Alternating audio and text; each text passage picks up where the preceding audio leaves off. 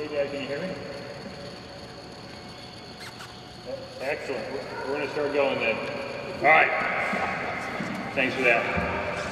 We're going to put our trust in AT&T. I'm sure that'll work out wonderful.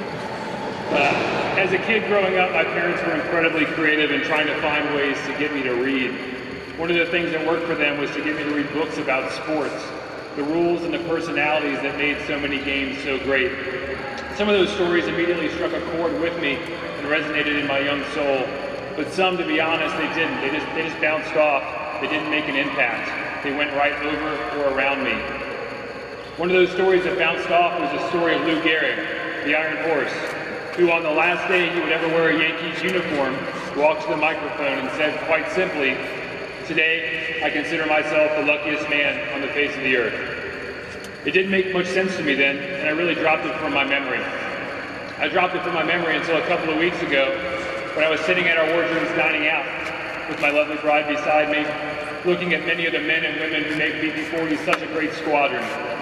And for whatever reason, the first thing that came to my mind was, Brett, you're the luckiest man on the face of the earth. To me, the reasons are clear, and I hope that in a few minutes you'll come to understand why.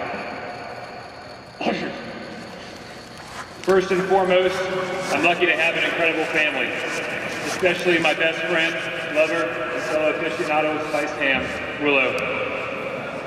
None of today and none of this tour would be possible without you. Your foot has a unique way of finding my backside whenever I need it, and your arms have a unique way of wrapping around me when I need that too. This change of command is because of you and your care of the Officer Spouses Club and Family Readiness Group that made this tour that much better. I'm glad you have a big box of tissues. Thank you. Next to my children, I've learned this tour that many of my pop culture references are indeed dated. I make a joke that I think is wonderful, and my JOs or young sailors just look at me and remind me how old I really am. But for those who understand this one, the Midas family is proof that the Jerry Maguire model does indeed work. And AJ, while you've never told me how much the human head weighs, I cannot be prouder of who you continue to become, and I look forward to watching movies with your name at the end of them very soon. Thanks. Claire, today you gave up your own 6th grade award ceremony to be here. And this is the last time I'm going to have this amount of control over anything. And so what I'd like to do, if the group would bear with me for 1 minute, I'd like for the group to remain seated, but Claire, if you could come to attention for awards, we're going to pass those awards on to you now. So she missed her 6th grade award ceremony, but she won honor roll recognition as the outstanding music student in Coopville 6th grade.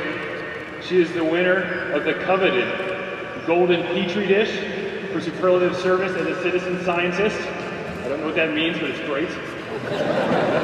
And if I may read from the citation that one of your teachers wrote, Claire is a student who always puts forth her best effort. She asks questions, she checks for understanding, and she pays attention to detail. Claire is the first one to assist other students. She is always respectful and polite, and an amazing leader for other students. As a result, you are awarded as a kid who makes a difference. Claire, congratulations. You may now take your seats.